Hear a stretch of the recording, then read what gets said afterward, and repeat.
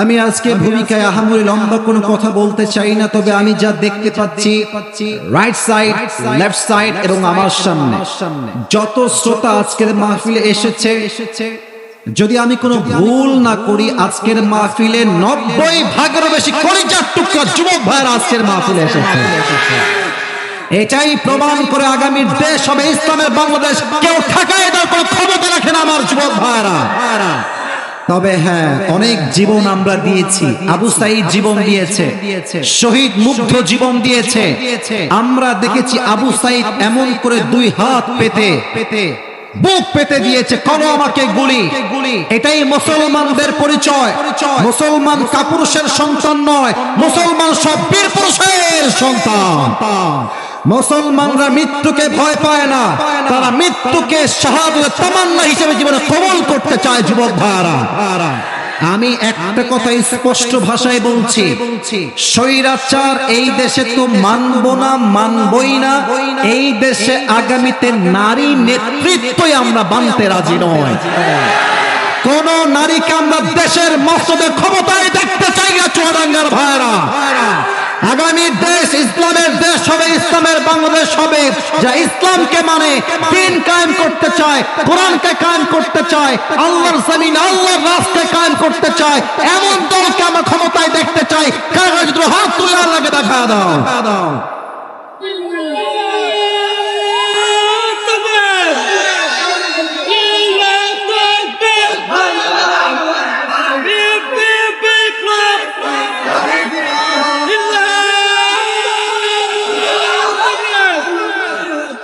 আল্লাহ কবুল করে নিন, সকলে পড়া আমিন।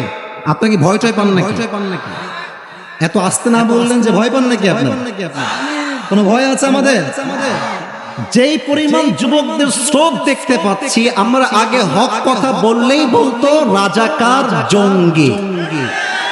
আজকে যদি সাহস থাকে, এই চুয়াডাঙ্গার মাটিতে কেউ সাহস থাকলে একবার রাজাকার শব্দ উচ্চারণ করেন, আপনার পিঠের চামড়া একটাও বাকি থাকবে না চুয়াডাঙ্গার মাটিতে। এখন আমরা হক কথা বলতে কাউকে ভয় পাই না। আমাদের কথা একটা, জীবন দিতে প্রস্তুত আছি। আল্লাহর জমিনে হক কথা বলতে আমরা ছাড়তে পারবো না। যুবক ভাইরা, কে রাজি হলো, কে বেজা হলো দেখার সময় এখন নাই। এখন এটা প্রমাণ হয়ে গিয়েছে, দেশের মানুষ ঐক্যবদ্ধ হলে যে কোনো কাজ তারা বাস্তবে রূপান্তর করতে পারে। আর আমি একটা কথা এখন বলতে চাই, আগেই পারমিশন চাই। মাইন্ড টাইম করবেন না তো আপনারা? না, আস্তে সাউন্ড হয়ে গেছে। মাইন্ড করবেন না তো? রাগ করবেন না তো? অভিমান করবেন না তো? আমরা তো মুসলমানের জাত। আমরা কিসের জাত? কিসের জাত? আরে বীরের মতো কোন আমরা কিসের জাত? আমরা কি হিন্দুর জাত? আমরা কি খ্রিস্টানের জাত? আমরা কি বৌদ্ধের জাত? আমরা কিসের জাত? 5 আগস্টের আগে আমাদের সবার মাথার উপরে মুসলমানদের জাতির পিতার নামটা চাপায়ে দেওয়া হয়েছিল যে ইনি হচ্ছেন জাতির পিতা। তবে আমি আজকে বড়গাংনীর জমিনে সবাইকে সাক্ষী রেখে বাঘের মতো উচ্চ কণ্ঠে উচ্চ স্বরে বলছি, মুসলমানদের জাতির পিতার নাম বঙ্গবন্ধু নয়, মুসলমানদের জাতির পিতা ইব্রাহিম আলাইহিস সালাম। অতএব নেক্সট টাইমে কোন বাপের নাম জাতির বাপ হিসেবে, দাদা হিসেবে জাতির পিতা চাপাই দিলে ওর পিঠের চামড়া একটাও থাকবে না। যুবক ভাইরা, এই দেশটা চলবে বঙ্গবন্ধুর আদর্শে নয়, এই দেশটা চলবে আওয়ামী লীগের আদর্শে নয়, এই দেশটা চলবে বিশ্বনবীর আদর্শে। যুবক ভাইরা, এটার জন্য যে জীবন দিতে হয়, জিহাদ করতে হয়, জীবন দিব আমরা, শহীদ হব আমরা, রক্ত দিব আমরা।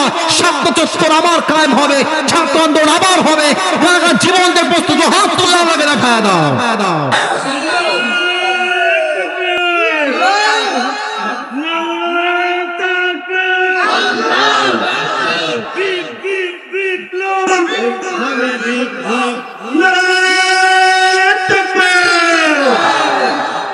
আল্লাহ তাআলা এই স্লোগানকে কবুল করে নিক। আমরা সকলে মন খুলে পড়ছি আমিন। আচ্ছা, আপনারা আমাকে 1 ঘন্টা সময় দিবেন তো ইনশাআল্লাহ? অলরেডি 20 মিনিট ক্লোজ, এটা মাইনাস করলাম। শুনেন আমার কমিটির ভাইরা, যুবক ভাইরা আমার ফর্ম পূরণ করেছে। আমাদের নিয়ম হচ্ছে 1 ঘন্টা আমরা কথা বলি, বাট সব জায়গায় নিয়ম দিয়ে নয়, কিছু কিছু জায়গায় ভালোবাসা দিয়েও নিয়ম ভাঙতে হয়। আমার এই বিশ্বাস, আজকের এই মাঠে যারা আসছে, একটা যুবক যদি মাহফিলের মাঝে উঠে যায়, ও লুঙ্গি টাইনা ধরে বসায় দিবা। এখানে আউন যাইতো, বন যাইতো, হুতন যাইতো, উঠন যাইতো না, ঠিক না? সবাই একটা আমার সঙ্গে কাশি দেন। আমি আলোচনা কোরআন থেকেই করতে চাই, হাদিস থেকেই করতে চাই। Before I start my speech, একটা বিষয় সবাইকে জিজ্ঞেস করতে চাই, বউ আছে এইখানে কার কার? একটু হাত তুলে। আচ্ছা আচ্ছা আচ্ছা, হাত নামান। এবার যাদের বউ নাই, সিঙ্গেল, অনেক কষ্টে তোমরা হাত তোলো। সোনামণি, এত সিঙ্গেল, কারো বউ নাই? আল্লাহ সবাইকে দিনদার নেক, বসতে বাবা, আল্লাহ সবাইকে দিনদার নেককার বউ দিয়ে দিক, পড়া আমিন। আমার আব্বা জান, এখানে অনেক মুরব্বীরা বসে আছেন, সামনে মুরব্বীরা আছেন, আমার মায়েরা শুনছেন, ধরা খাওয়ার আগে বিয়ে দিয়ে দেন। আর সামনে আসছে শীতকাল, যুবকদের কম্বল নয়, বউ লাগবে একটা প্রত্যেকটা যুবকের। এই ঠান্ডা কম্বল দিয়ে নয়, ল্যাব দিয়ে নয়, একমাত্র বইয়ের মাধ্যমে দূর হবে যুবক ভাই। আমরা কোনো হারাম চাই না, আমরা হালাল সম্পর্ক আল্লাহর জমিনে চাই। আমরা একসঙ্গে আজীবন হালালে বাঁচতে চাই, ঠিক কিনা বলো? আমার প্রিয় আব্বাজান, আপনার পায়ে আমার হাত। আপনার মেয়ে থাকলে টাকাওয়ালা, টাকলা বাদ দিয়ে চরিত্রবান যুবক দেখে আপনার মেয়েকে বিয়ে দিয়ে দেন। বাপের কথা কি বলবো, মেয়েরাও আজকাল টাকা পাইলে আইফোন 16 প্রো ম্যাক্স পাওয়ার জন্য কক্সবাজার পর্যন্ত চলে যান। সব মেয়ে কিন্তু চরিত্রবান হয় না যুবক ভাইরা। বোরকা পড়লে মেয়েটা দিনদার হতে পারে না। দিনদার তো হবে সেই মেয়ে যার দিলটা পবিত্র হবে, যার চরিত্র খালিদার চরিত্র হবে। অতএব প্রত্যেকটা বাবার কাছে আবদার, মেহেরবানি করে প্রতিষ্ঠিত ছেলে খোঁজা বাদ দিয়ে চরিত্রবান যুবক খোঁজেন, যে 5 ওয়াক্ত নামাজ বা জামাত পড়ে বিয়ে দিলেই আপনার মেয়ে সুখী জান্নাতি হয়ে যাবে। আর মেয়েদেরকে বলবো, যুবকদেরকে নাকের ডগায় দড়ি লাগায় ঘন বন্ধ করে দেন, মাসুদ এরকম ভালো হয়ে যান, সময় থাকতে ভালো হয়ে যান। না, আপনিও আপনার জীবনে এমন বাস খাবেন, আপনার মাজার হাড় সব সোজা হয়ে যাবে। আপনি 1 ঘাটে পানি খাবেন, আপনার স্বামী 10 ঘাটে পানি খেয়ে আপনাকে বিয়ে করবে। আপনি এক মেয়ের সঙ্গে প্রেম করে, আপনার 14 ছেলের সঙ্গে প্রেম করে আপনাকে বিয়ে করবে। নিজে ভালো তো দেশ ভালো, নিজে নষ্ট পুরো দেশটাই নষ্ট, ঠিক কিনা বলো? আল্লাহ প্রত্যেকটা আব্বাকে, মুরব্বীকে বোঝার তৌফিক দান করে, পড়া আমিন। আমরা তাকবীর দিব 3টা, তাকবীর শেষ তাফসীরে ফিরে যাব। প্রথম তাকবীর দিবেন বিবাহিতরা, দ্বিতীয় তাকবীর দিবেন সিঙ্গেল পিপল, যাদের বউ নাই তারা, আর থার্ড তাকবীর দিব সবাই মিলে এমন যেন আমি স্টেজ ভেঙে নিচে পড়ে যাব। এবার সবাই একটা বিবাহিত ভাইরা কাশি দেন। Just married people, single people is not allowed here. বিবাহিত ভাইরা তাকবীর দেন, দেখি কার গায়ের জোর আজকে কত বেশি। বিবাহিত ভাইরা,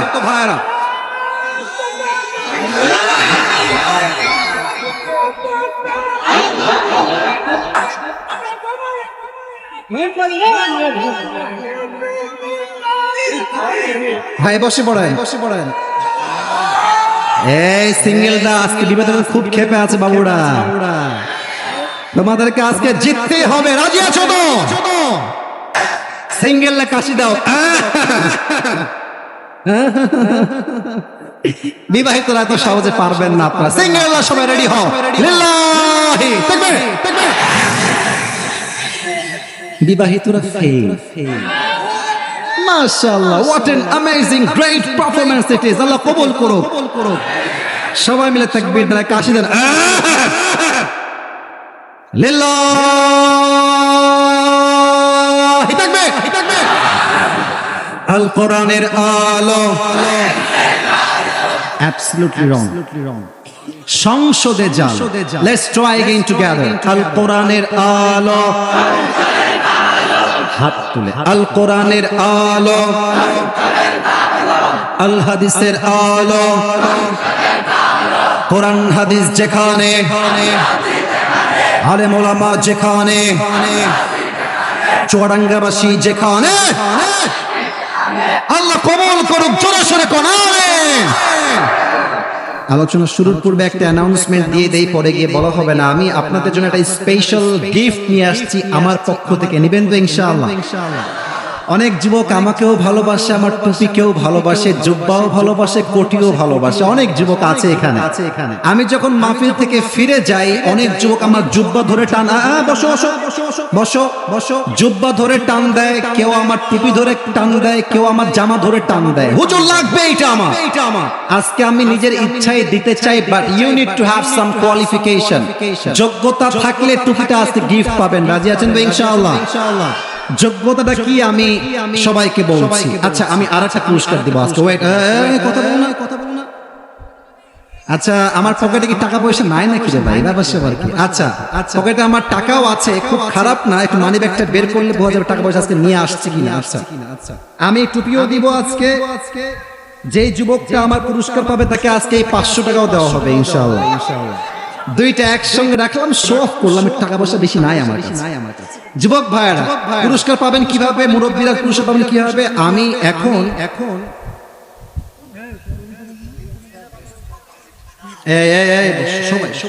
যে পারবে সেই পাবে। আমি যেই বিষয়ে এখন ওয়াজ শুরু করব, কোরআন থেকে, হাদিস থেকে, আমার ওয়াজ একদম কনস্ট্রাকটিভ হবে, একদম ধারাবাহিক, পয়েন্ট টু পয়েন্ট আমি কথা বলবো। ফ্যান অফ করো, মানে বাতাস লাগবে না। বাতাস লাগলে ঠস ঠস শব্দ যুবকদের কথা বুঝতে সমস্যা হবে, এটা আমি চাই না। আমার ওয়াজ হবে কনস্ট্রাকটিভলি, পয়েন্ট টু পয়েন্ট। আমি 7টা পয়েন্টে কথা বলবো। যেই যুবক মোবাইল ফোনে লিখে রাখতে পারবে যে হুজুর এই 7টা বিষয় আসতে বলেছে, অথবা কাগজে লিখবে যে হুজুর এই কথাগুলো বলেছে, মুরব্বী হোক কিংবা যুবক কিংবা বাচ্চা হোক, শেষে গিয়ে আমি জিজ্ঞেস করব, যে বলতে পারবে তাকে আমি চুয়াডাঙ্গার হাজার হাজার শ্রোতার সামনে, মিডিয়ার সামনে টুপিটা পরিয়ে দিয়ে টাকাটা পুরস্কার দিয়ে সম্মানিত করব। রাজি আছেন তো ইনশাআল্লাহ? শুরু করছি আল্লাহর নামে, যিনি পুরো পৃথিবীর মালিক এবং যিনি আমাদের হৃদয়কে ঈমানের নূর দিয়ে নূরান্বিত করেছেন। আজকে আলোচনার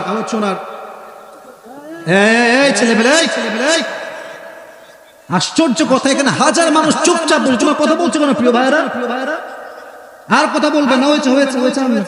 ভাই আমি আগেও বলেছি, আমি ধমক দেওয়ার লোক না, আমি মানুষটা হচ্ছি ভালোবাসার মানুষ। যুবক ভাই তাকবীর দেন, শয়তান ঢুকেছে বুঝতে পারছি, সবাই তাকবীর দেন, লিল্লাহি তাকবীর। আলোচনার সেন্ট্রাল থিম বা সাবজেক্ট ম্যাটার, মূল আলোচ্য বিষয় হচ্ছে how can we get closer to Allah subhanahu wa ta'ala?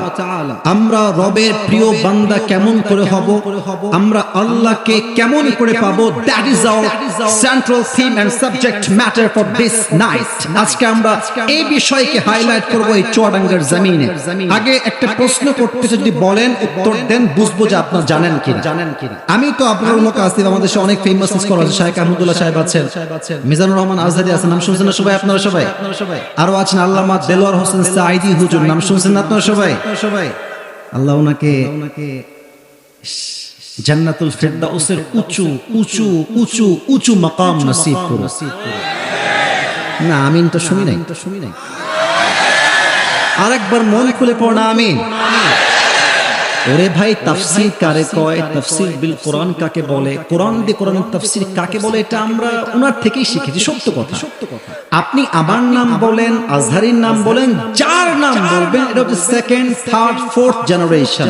First generation হচ্ছে আল্লামা দেলোয়ার হোসেন সাঈদী হুজুর। যুবক ভাই, ওনার থেকেই আমরা শিখেছি। এই যে তাফসীর মাহফিলে এত লোক আসে, এত ক্যামেরা, এত মিডিয়া, এত লোক, মিয়া আমি তো ওয়াচ করি ইউটিউবে, ফেসবুকে, টিকটকে যাই, ইনস্টাগ্রামে, সব জায়গায় আমাদের ভিডিও আছে না নাই? মানুষ আমাদেরকে অনলাইনে দেখে আসে। বাট সাঈদী হুজুর এমন হুজুর, উনি অফলাইনে আমাদের মতো বক্তার চাইতে কোটি গুণ, হাজার কোটি গুণ বেশি জনপ্রিয়। যুবক আপনার সবাই মানুষ তারিক জামিলের নাম শুনেছেন? পাকিস্তানের হ্যাঁ, অনেকে দেখেছেন, যুবক ভাইরা বিশেষ করে দেখবেন যে উনি, আমি তো আছে সাদা জুব্বাই পরে আছি, উনি সাদা জুব্বা পরেন, সাদা পাঞ্জাবি পরেন এবং সাদা পাগড়িও পরেন। উনি একটা কথা প্রায় বলেন উর্দু, যেহেতু উনি পাকিস্তানের মানুষ, উনি বারবার একটা কথা উর্দুতে বলেন, আমি কোট করছি উর্দু ভাষায়, then I will translate in Bangla. উনি একটা কথা বারবার এই বিষয়ে বলেন যে বুঝলে ঠিক বলবেন, হয় চুপ থাকবেন। আমি রিপিট করছি ওনার কথাটা, जिसे अल्लाह मिला और कुछ भी ना मिला फिर भी उसे सब कुछ मिला। और जिसे अल्लाह ना मिला और दुनिया का सब कुछ उसे मिल गया फिर भी उसे कुछ भी ना मिला। এর অর্থ হচ্ছে যে আল্লাহকে পেল, টাকা পেল না, বাড়ি পেল না, সম্পত্তি পেল না, কিছুই পেল না, তবুও সে সব কিছুই পেল। আর যে আল্লাহকে পায় নাই কিন্তু টাকা পেয়েছে, বাড়ি পেয়েছে, সম্পত্তি সব পেয়েছে, আল্লাহকে পায় নাই মানে আসলে সে জীবনে কিছুই অর্জন করতে পারে না। ইমাম গজালি রহমতুল্লাহি আলাইহি বলেছেন, যখন কোনো বান্দা আল্লাহকে পাওয়ার স্বপ্ন দেখে and if he is trying his best, সে সর্বোচ্চ চেষ্টা করছে রবের প্রিয় বান্দা হওয়ার জন্য, তখন আল্লাহ চতুর্পাশের সব রাস্তায় তাকে পাহাড় পাওয়ার জন্য সহযোগিতার হাত বাড়ায় দেয়। সুবহানাল্লাহ। শর্টের একটু সমস্যা আছে, দুবলা ঘাস। আচ্ছা ঠিক আছে বলছি। প্রিয় ভাইরা, আমাদের এখানে চটের কিছু সমস্যা আছে, দুবলা ঘাস আছে। যদি পারেন take your own seat, have a seat, বসে পড়েন। যদি আপনাদের প্রবলেম না হয় বসে পড়েন। ওয়াল্লাযীনা জাহাদু ফীনা লানাহদিয়ান্নাহুম সুবুলানা। মাশাআল্লাহ, চোরের মুস্ত অনেক ভদ্র, বলেছি বসতে বসেও যাচ্ছে। মাশাআল্লাহ, আল্লাহ কবুল, এদিকে আল্লাহ কবুল করো, পড়া আমিন। লানাহদিয়ান্নাহুম সুবুলানা, যে বান্দা আমার রাস্তায় একবার চেষ্টা করে, সে এক রাস্তা দিয়ে আসলে, আমার হাত দেখেন, আমার হাত দেখেন, আমি আল্লাহর রাস্তায় যাচ্ছি, এই দিক দিয়ে যাব, আমি আল্লাহকে পেতে চাই। আল্লাহ বলছেন লানাহদিয়ান্নাহুম সুবুলানা, আমি তখন আমার বান্দাকে আমাকে পাওয়ার জন্য একটা রাস্তা নয় অসংখ্য রাস্তা খুলে দেই। সুবহানাল্লাহ পড়েন। আজকে আল্লাহকে পাওয়ার মোট আমল জানবো চুয়াডাঙ্গার ভাইয়েরা, মোট 7টা। বলেন সবাই কয়টা? শুনি নাই, বলেন সবাই কয়টা? এক শুরু করছি। এক, যে আল্লাহকে পেতে চায়, প্রথম কাজ তার আত্মার পরিশুদ্ধি লাগবে। আত্মার পরিশুদ্ধ করেছে যে সফল হয়েছে সে। সুবহানাল্লাহ পড়েন সবাই। একজন ব্যক্তির নাম জিজ্ঞেস করতে চাই, যদি চুয়াডাঙ্গার ভাইদের ইসলাম সম্পর্কে নলেজ থাকে তাহলে উত্তর দিবেন, নয় চুপ থাকবেন। স্টেজে কেউ বলবেন না, আপনারা বলবেন। একজন মানুষ যিনি কোন নবী নন, বাট তার কথা, তার উপদেশ, তার নসিহত আল্লাহর কাছে এতটা প্রিয় লেগেছে, এতটা পছন্দ হয়েছে, আল্লাহ তারই নামে কোরআনে একটা সূরা নাজিল করেছেন, তারই নামে। এই ব্যক্তির নাম কি চুয়াডাঙ্গার কে বলতে পারে? লোকমান হাকিম। বলেন সবাই, নাম কি? লোকমান। নাম তো শুনছেন সবাই নাকি? কোরআনে একটা সূরা নামে আছে না নাই? আমি ঘটনা বলছি, এটা আছে ইবনু জারীর আত-তাবারি। আমি যেন রেফারেন্স ভিত্তিক কথা বলতে পারি, আল্লাহ আমাকে তৌফিক দান করুক। পড়া আমিন। ইবনু জারীর আত-তাবারি। ওনার মালিকের কাছে একজন যুবক এসে বলল, হে লোকমানের মালিক, আপনার যে দাস তার নাম হচ্ছে লোকমান, এটা কোনো সাধারণ মানুষ নয়। তার উইজডম, তার জ্ঞান, তার প্রজ্ঞা এত বেশি, যখন সে কোথাও কাজ করতে যায় রাখাল হয়ে, তার প্রজ্ঞাপূর্ণ কথা শোনার জন্য হাজার হাজার মানুষ গ্রামের মাঝে ভিড় জমে যায়। সুবহানাল্লাহ পড়েন সবাই। এবার লোকমান হাকিমের মালিক বলছে, হায় হায়, কেমন কথা এটা? আমার গোলাম এত জ্ঞানী, এত প্রজ্ঞাপূর্ণ, আর আমি জানি না কেমনে সম্ভব। Let's check his wisdom. এবার দেখবো তার জ্ঞান আসলে কত বেশি। লোকমানকে ডাকো সবাই। লোকমান আসছে। বলছে, লোকমান শোনো, এদিকে আসো। ইযহাব ওয়াদবাহ শাতান ওয়াখরিজ মিনহা আতয়াবা মুযগাতাইন। যাও লোকমান, একটা ছাগল জবাই করো। চুয়াডাঙ্গার ভাইরা কি জবাই করো? শুনি নাই, বলেন কি জবাই করো? ছাগল জবাই করে ছাগলের সবচাইতে পবিত্র অংশ নিয়ে আসো। লোকমান গিয়েছে, ছাগল জবাই করেছে, সবচাইতে পবিত্র অংশ কলিজা কেটে আনছে। কলিজা, হার্ট বা হৃদয়। বলছে, ওয়াও, গ্রেট, মাশাআল্লাহ, you have done very well. এই তো পবিত্র অংশ, আত্মা বা কলিজা। ও লোকমান, ইযহাব ওয়াদবাহ শাতান ওয়াখরিজ মিনহা আখবাথা মুযগাতাইন। এবার যাও, ছাগল জবাই করো, ছাগলের সবচাইতে নিকৃষ্ট অংশ কেটে আমার কাছে নিয়ে আসো। লোকমান আবার গিয়েছে, ছাগল জবাই করেছে। এবার ছাগল জবাই করে সবচাইতে নিকৃষ্ট অংশ আবার কলিজা কেটেছে। চুয়াডাঙ্গার ভাইরা কি কেটেছে? শুনুন, এবার সবাই কি কাটছে? আগেও কলিজা, পরেও লোকমানের মালিক বলছে, আরে লোকমান তোমার তো জ্ঞান শুনেছিলাম অনেক বেশি, বাট তোমার জ্ঞান তো অনেক কম, কারণ তুমি পবিত্র অংশ কলিজা, অপবিত্র অংশ কলিজা। How come it possible man? Luqman বলছেন, মালিক আমি কি জ্ঞানী না জ্ঞানী নয় এটা পরের বিষয়। That's the different matter to talk about. But main বিষয়টা হচ্ছে একটা মানুষের হৃদয়ে, প্রত্যেকটা প্রাণীর হৃদয়ে একটা দেহের টুকরা আছে। এইটা পবিত্র থাকলে পুরো দেহ পবিত্র হয়, এইটা নষ্ট হলে পুরো দেহটাও নষ্ট হয়ে যায়। ঠিক কিনা বলো? আলা ওয়াহিয়াল কলব, এটাই হচ্ছে আত্মা বা হৃদয়। আর এই আত্মা মোট তিন প্রকার। চুয়াডাঙ্গার বড় গাংনির ভাইরা সবাইকে এক বাক্যে শুনতে চাই এট দ্য সেম টাইম, আত্মা বা হৃদয় কয় প্রকার? এটা সবার থেকে আসে নাই। বড় আত্মা বা হৃদয় কয় প্রকার? এক হচ্ছে সুস্থ, দুই হচ্ছে অসুস্থ, তিন হচ্ছে মৃত। সুস্থ আত্মা কার? যার হৃদয়ে বিদ্বেষ নাই, হিংসা নাই, শিরিক নাই। আমাদের দেশে শিরিক আছে না?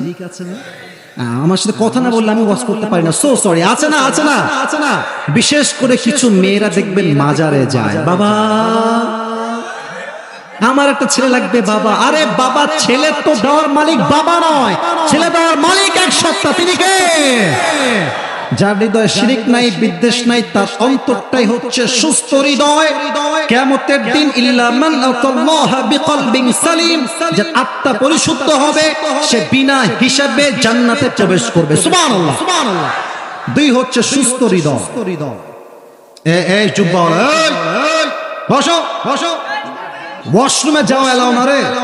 বাচ্চা মানুষ ওয়াশরুমে এখন লাগবে না, কমপক্ষে 30 মিনিট ওয়েট করতে হবে। রাজি আছেন তো? ইনশাআল্লাহ। আচ্ছা মুরব্বীরা আমার দিকে দেখেন, মুরব্বীরা, যুবকরা না, মুরব্বীরা। আচ্ছা এখন তো 2024 সাল, কত সাল এইটা? এটা এই মাসের নাম কি? এই লোক ভুলে গেছে রে ভাই, মাসের নামটা কি? আচ্ছা ভাবেন তো যে আমি আছি 1920 সাল, 1900 আজ থেকে প্রায় 104 বছর আগের কথা। এখন তো এমবিবিএস ডাক্তার আছে আমাদের চুয়াডাঙ্গায়, হসপিটাল আছে না নাই? ক্লিনিক আছে না নাই? আগের যুগে ডাক্তার ছিল না। আগের যুগে কি ছিল? মুরব্বীরা আরো ভালো বুঝবেন। আগের যুগে ছিল ওঝা বা কবিরাজ। আমার কথা কি বোঝা যায়? ওঝা বা কবিরাজ। আচ্ছা দেখেন, কোন ব্যক্তিকে সাপে কাটলে আগের যুগের মানুষ ডাক্তারের কাছে নয়, ওঝার কাছে যেত। তো ওঝা কেমন করে বুঝবে যে এই সাপটা কি বিষাক্ত সাপ না বিষহীন সাপ? আচ্ছা টিস্যু নেই একটা আমার হাতে দেখেন। উনি বোঝার জন্য, মুরব্বীরা আমার দিকে তাকান, যুবকরা আমার কথা এমনি বুঝবে বলে আমি আশা রাখছি, মুরব্বীরা আমার দিকে তাকান। সে কি করতো? একটা ছোট্ট বাটিতে মরিচ বাটতো আর লবণ বাটতো। চুয়াডাঙ্গার ভাইরা মরিচ এবং বলেন মরিচ এবং এক বাটিতে রাখতেন। যে সাপে কাটা ব্যক্তি সে আসতো, এদিকে আসো, তোমার বের করো জিহবা। তো সে এমনি জিহবাটা বের করতো, বাটি থেকে মরিচ বের করে লবণ বের করে তার জিহবায় রাখা হতো। তো এবার ওঝা বলতেন, hey man, how it test, তোমার এটা স্বাদ কেমন লাগে কও। যদি সাপে কাটা ব্যক্তি বলতো যে স্যার স্বাদ তো আমার পাইনসা লাগে, তখন ওঝা সাহেব বুঝে ফেলতেন কোনো বিষহীন সাপ নয়, বরং বিষাক্ত সাপে কেটেছে। কথা কি ঠিক আছে কিনা বলেন যুবক ভাই?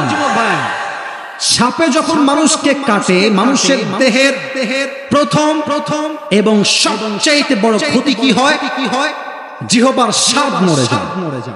মানুষের জীবনে সবচেয়ে বড় বিষাক্ত সাপের নাম হচ্ছে শয়তান, আর তার বিষের নাম হচ্ছে ওয়াসওয়াসা। শয়তান যখন মানুষকে ওয়াসওয়াসায় ফেলে, এই বিষের প্রভাবে প্রথম ক্ষতি মানুষের কি হয়? সাপে কাটলে যেমন জিহ্বার স্বাদ মরে যায়, শয়তানের পাল্লায় পড়লে মানুষের ঈমানের স্বাদটাও মরে যায়। তখন বোরকা পরতেও ভাল লাগে, পার্কে গিয়ে প্রেম করতেও ভাল লাগে, তখন দাড়ি রাখতেও ভাল লাগে, আবার সুদের সঙ্গে নিজেকে জড়িত রাখতেও ভাল লাগে। তখন মসজিদের সভাপতি হইতেও ভাল লাগে, আবার ঘুষের টাকা খাইতেও ভাল লাগে। তখন মঞ্চে এসে নেতা সাহেবরা বক্তব্য দেয়, নামাজ নামাজ নামাজ। নামাজ নেতা সাহেবকে দেখলেই মনে হবে यार ये तो अभी के अभी जन्नत से कन्फर्म भाग के दुनिया में आई है यार কিন্তু এই নেতাই নামাজ পড়ে ওযু ছাড়া যুবক ভাইরা তখন ভালো কাজও ভালো লাগে খারাপ কাজও ভালো লাগে আচ্ছা দেখবা অনেক মা আছে এমনি ভালো পাঁচ ওয়াক্ত নামাজ পড়ে মাসে নামাজ কালামে খুবই অ্যাক্টিভ মাশাআল্লাহ তাসবিহও গুনে নামাজও পড়ে সকাল দুপুর রাত আবার মাগরিব পড়ে স্টার জলসাও দেখে হিন্দি সিনেমাও দেখে তামিল মুভিও দেখে গানও শোনে বিয়েতে ডিজে গান বাজিয়ে মেয়েকে বিয়েও দিয়ে দেয় এরা কারা জানে হচ্ছে উপরে ফিটফাট ভেতরে পুরোটাই সদরঘাট এদের রোগ আছে হৃদয়ে ফি কুলুবিহিম মারাদ ফাযাদাহুমুল্লাহু মারাদা এদের হৃদয়ে এত রোগ এদের ভালো কাজও করতে ভালো লাগে খারাপ কাজও করতে ভালো লাগে ঠিক কি না বলো তিন নাম্বার হচ্ছে মৃত হৃদয় এরা কারা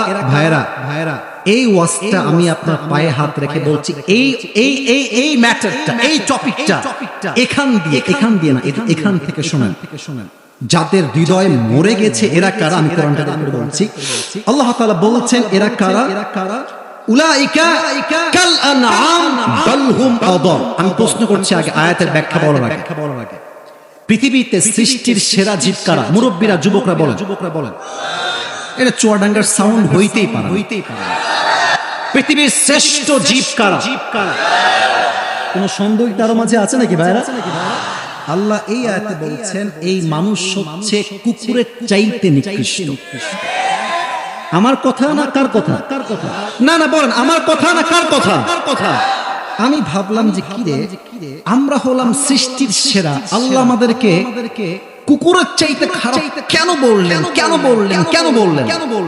তো সেই দিন আমি সাইদি হুজুর একটা ওয়াজ শুনছিলাম এই আত্মার বিষয় উনি একটা এক্সাম্পল দেন উদাহরণ দিলেন আমার পুরো মাথায় উত্তর চলে আসছে এখন বাজে রাত 11:30 এই রাস্তাঘাটে বাসায় যাওয়ার সময় একটার সময় দুইটার সময় কিছু কুত্তা থাকে না আরে কথা না বললে কারে বলে কুকুর থাকে না একা গেলে বুঝবেন বাস কারে কয় এমনে ধরবে খেও করে আপনি 14 হাত দূরে পালায় যাবেন ঠিক আছে আচ্ছা আমি আসি মনে করুন আমার বাসা হচ্ছে ঢাকাতে আমার একটা কুত্তা আছে বা কুকুর আছে ডগ তার নাম হচ্ছে টবি তার নাম কি আমার ফেস না দেখলে আমার হাতের এক্সপ্রেশন না দেখলে আপনি হয়তোটা ব্যাখ্যাটা মর্মার্থ বুঝবেন না আচ্ছা এখন বাজে মনে করেন রাত 11:30 নয় রাত বাজে 1টা ফর এন এক্সাম্পল আমি এখন গেছি আমার বাসায় আবাসিক এরিয়া আমার বাসা তো দেখবেন যে কুকুর দূর থেকে কাউকে দেখলে ঘেউ করে তো দেখবেন মালিক যখন কুকুরের কাছে চলে আসে যখন চেহারা স্পষ্ট হয়ে যায় দেখবেন কুকুর ঘেউ কম দিয়ে মাথা নত করে তার ভাষায় সে বলে তার মালিককে I am extremely sorry sir আপনাকে আমি চিনতে পারি না কথা ঠিক আছে কিনা বলেন দেখবেন কুকুর অটোমেটিক ঝুঁকে যায় আচ্ছা চোর হলে কি ঝুঁকে যাবে ডাকাত হলে কি ঝুঁকবে এমন ঘেউ করবে 14 লাখের লোক এক জায়গায় জড়ো করে ছেড়ে দিবে ঠিক কিনা তো আল্লাহ বলছেন যে এই কুকুরকে মালিক দিল কি উত্তর হবে এই তো একটা রুটি একটা পাউরুটি পানি এই তো আপনি কি আপনার এলাকার কুকুরকে এসি রুমে রেখেছেন নাকি আরে ভাই কতক্ষণ রাখছেন নাকি আইফোন 16 প্রো ম্যাক্স দিয়েছেন BMW দিয়েছেন টাকা দিয়েছেন পয়সা দিয়েছেন একটা রুটি বা পাউরুটি একটা রুটি পাউরুটি পেয়ে কুকুর তার মালিককে চিনতে ভুল করে নাই আর মানুষ তাকে আমি আল্লাহ বউ দিলাম বাচ্চা দিলাম সন্তান দিলাম বাপ দিলাম মা দিলাম কান দিলাম নাক দিলাম চোখ দিলাম ঠোঁট দিলাম দেহ দিলাম রূহ দিলাম আত্মা দিলাম সম্মান দিলাম সব দিলাম মানুষ সব চিনলো কিন্তু যে দিল সেই মালিককে চিনতে পারলো না কুকুর তো একটা রুটি পেয়ে মালিককে চিনতে ভুল করে নাই আর মানুষকে আমি আল্লাহ এত নিয়ামত দিলাম আমাকে চিনতে পারলো না ও কুকুরের চাইতে নিকৃষ্ট হয়ে গেল উলাইকা কাল আনআম বাল হুম আযাল উলাইকা হুমুল গাফিলুন যাদের আত্মা মরে গেছে এরা কুকুরের চাইতে নিকৃষ্ট হয়ে গিয়েছে বলেছে একজন তিনি কে এই ব্যাখ্যার মাঝে একটা কথা যে মনে পড়ে গেল বলা যাবে বামে সাউন্ডের আওয়াজ পাইনি বলা যাবে ওই ব্যাঙে আর সাপে ছিল খুব বন্ধুত্ব।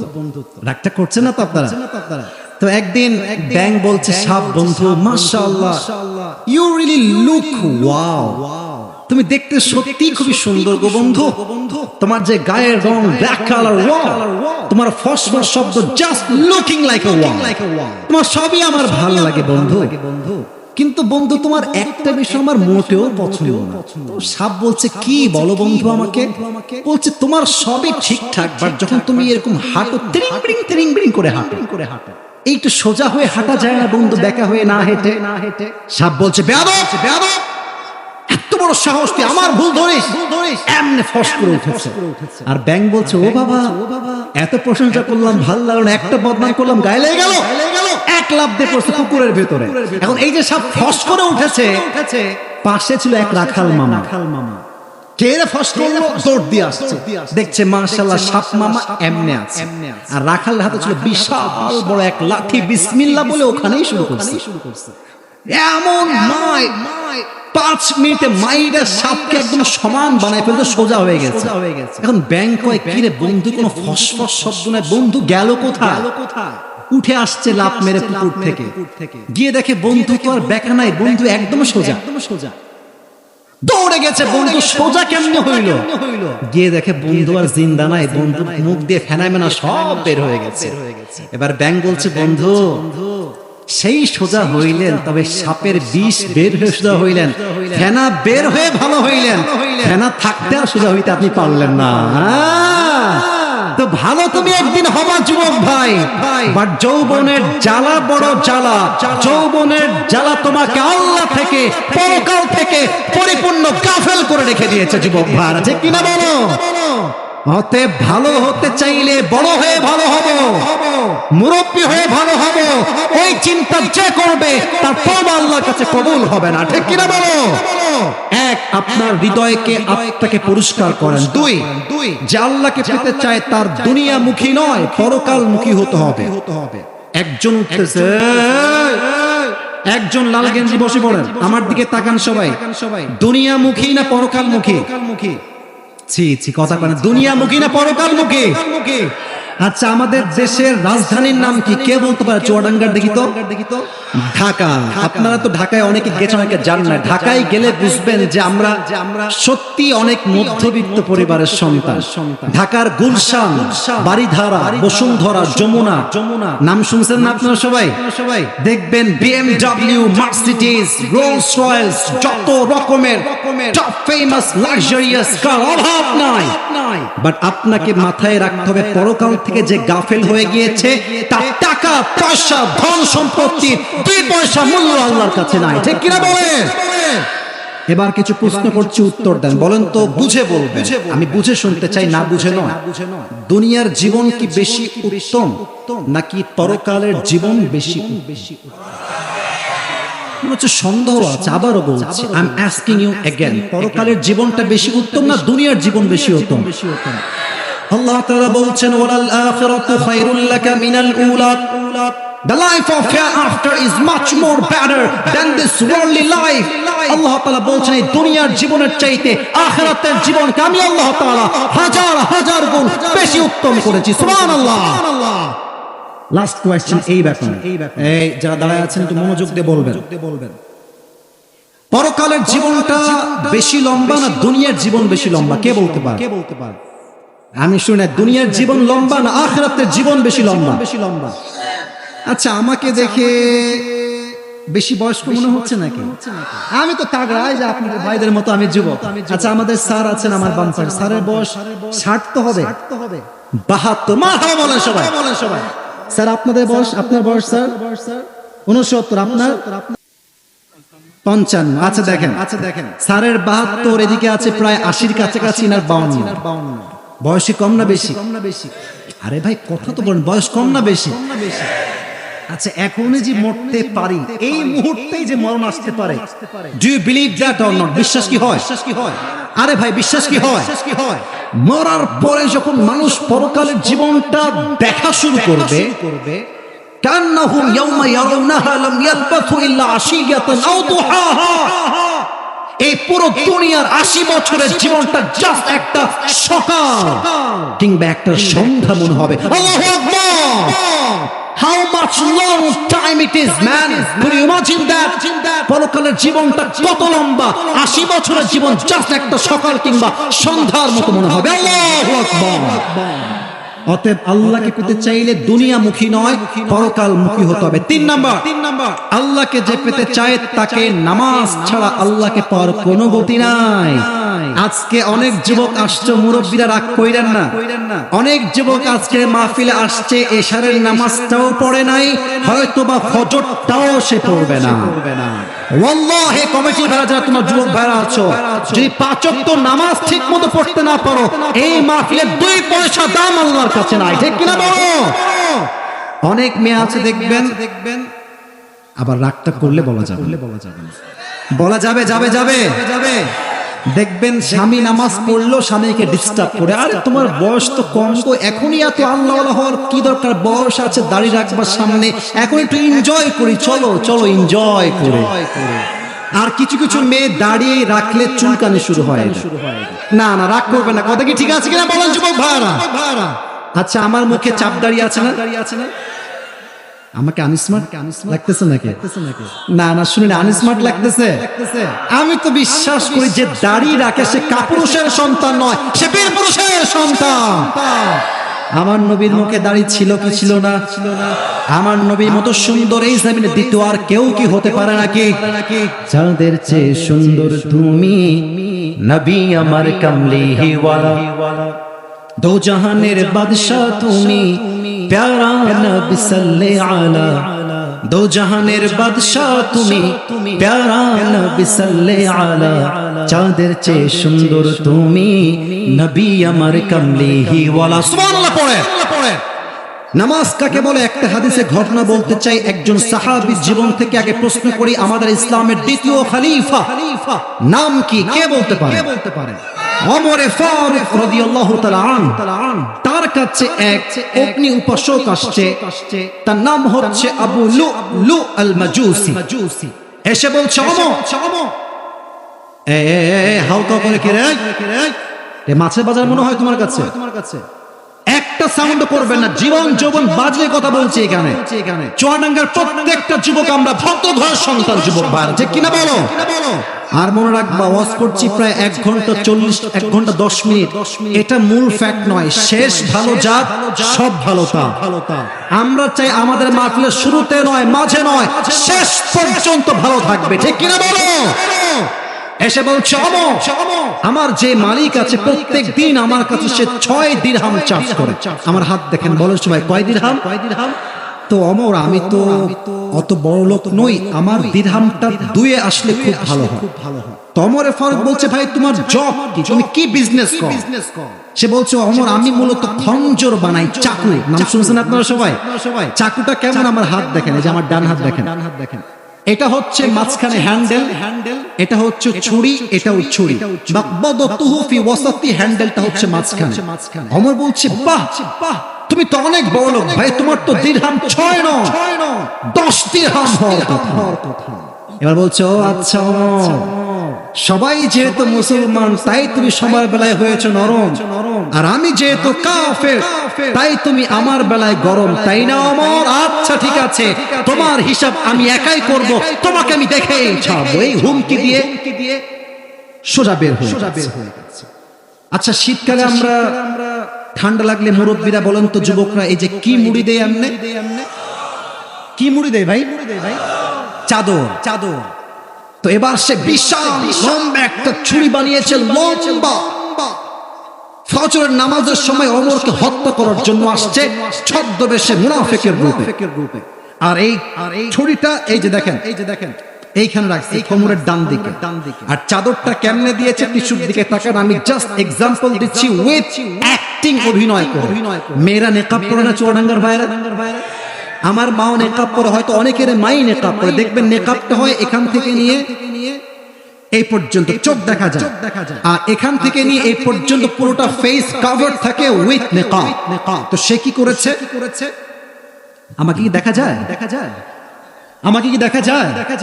চাদরটা প্রথমে এমনি ঝুলিয়েছে দুই পাশে, চাদরের উপরের ভাগটা এমনি দিয়েছে ঠিক এই পর্যন্ত এসে চোখ বরাবর, আর চাদরের ডান দিকে তুলে এমনি উঠিয়ে চাদর এই পর্যন্ত ভাঁজ দিয়ে চাদরে ঘুরাই দিয়ে পুরো মুখটাকে চাদর দিয়ে কভার, ঢাকা পুরো চাদর দিয়ে পুরো চেহারা, কেউ চিনতেই পারছে না কে এই ব্যক্তি। ফজর আজান হয়ে গেল, ওমরে ফারুক আসলেন ইমাম হয়ে, এসে বললেন সফু সফু ফাকুম, কাতা সোজা করো, কাঁধে কাঁধ মিলিয়ে দাও, আল্লাহু আকবার।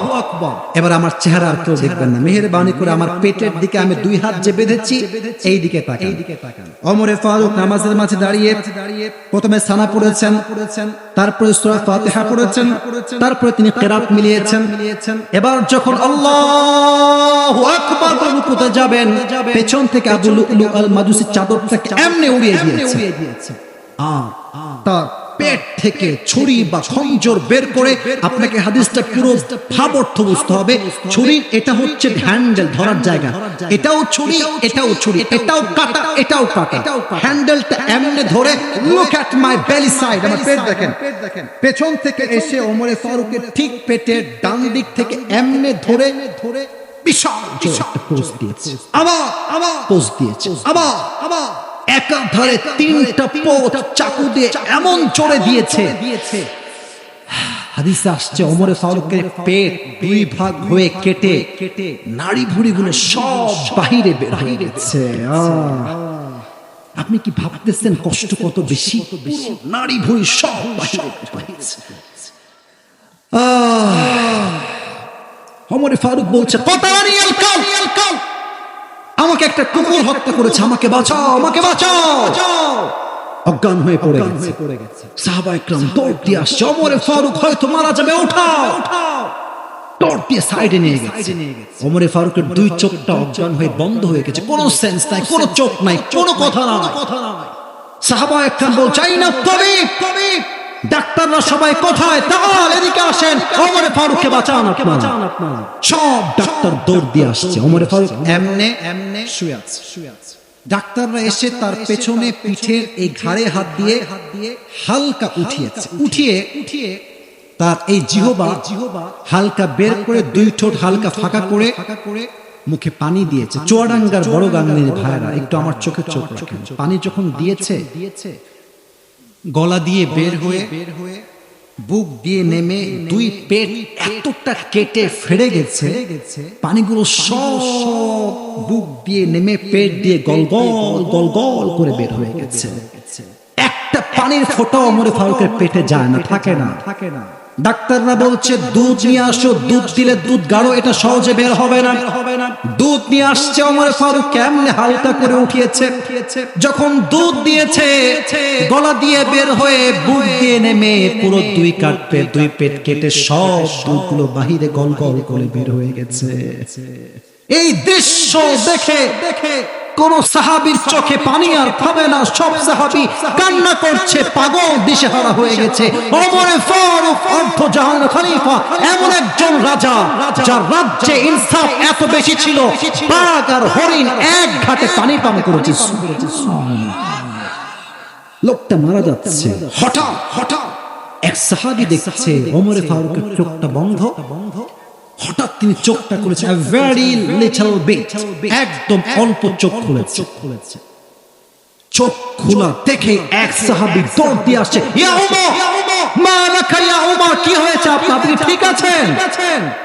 ওমরে ফারুক বলছে, এই সাহাবী, তোমার এই কানটা মুখের কাছে নিয়ে আসো। ওই সাহাবী দৌড় দিয়ে গিয়ে কানটা মুখের কাছে দিয়েছে।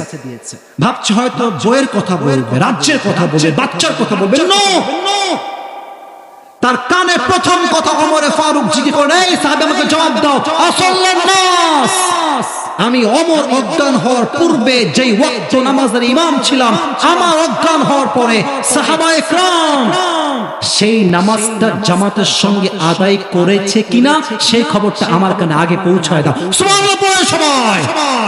নামাজ কাকে বলে? যুবক ভাইরা, মুরব্বী আব্বা জানরা, আজকে আসর আজান হয় মসজিদে, যুবকরা মোড়ের উপর দাঁড়িয়ে পাবজি এবং ফ্রি ফায়ার খেলে বেড়ায়। আজ আজকে আজান হয় জুমার মসজিদে, পার্কের ভেতরে মেয়ে এবং ছেলেরা নষ্টামি করে বেড়ায় বোরকা পরে, যুবক ভাইরা ঠিক কিনা বলো? সাইদি সাহেব, অর্থাৎ উনি আবার সেই সাইদি সাহেব নয়, আজহারির নানা গোলাম সারোয়ার সাইদি হুজুর, নাম তো শুনছেন যুবক ভাইরা নাকি? উনি প্রায় একটা কথা বলতেন, আমি বলছি ওনার বাক্যটা ঠিক হলো ঠিক বলবো, উনি বারবার বলতেন নামাজ নাই যার ঈমান নাই তার। কথা ঠিক আছে কিনা বলতে হবে তো, ঠিক আছে কিনা? নামাজ নাই যার, মুসলিম হিসেবে পরিচয় দেওয়ার কোন অধিকার তার নাই, যুবক ভাইরা ঠিক কিনা বলো?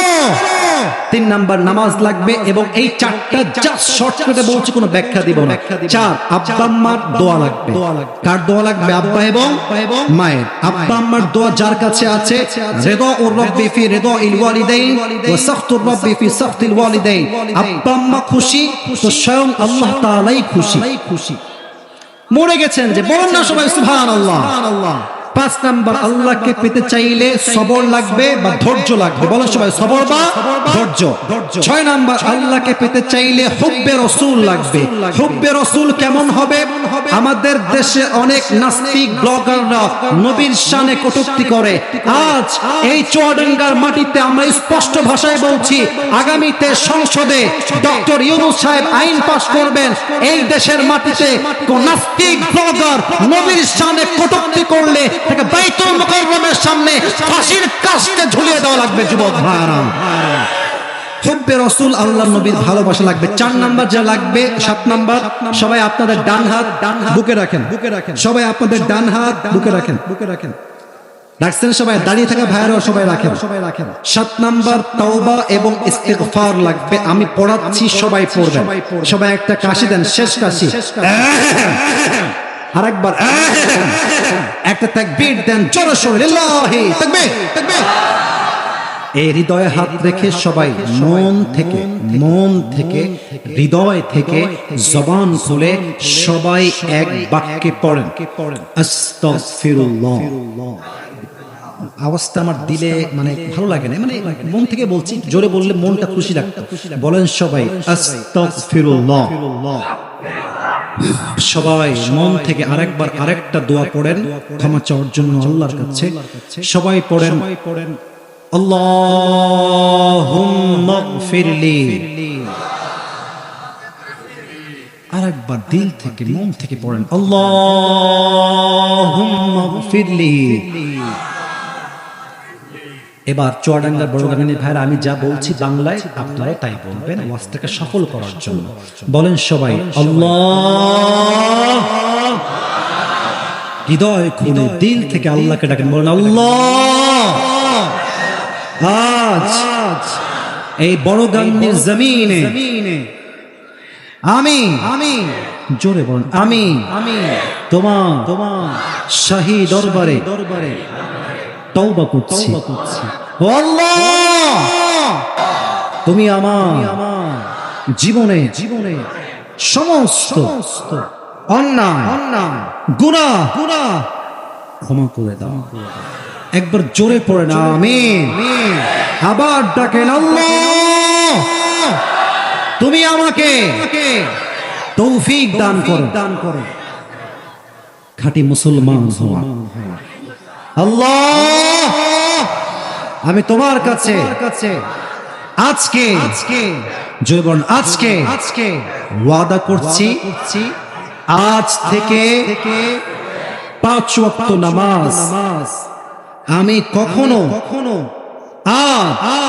ছাড়বো না। এই 2 হাত তুলে সবাই বলেন ইনশাআল্লাহ।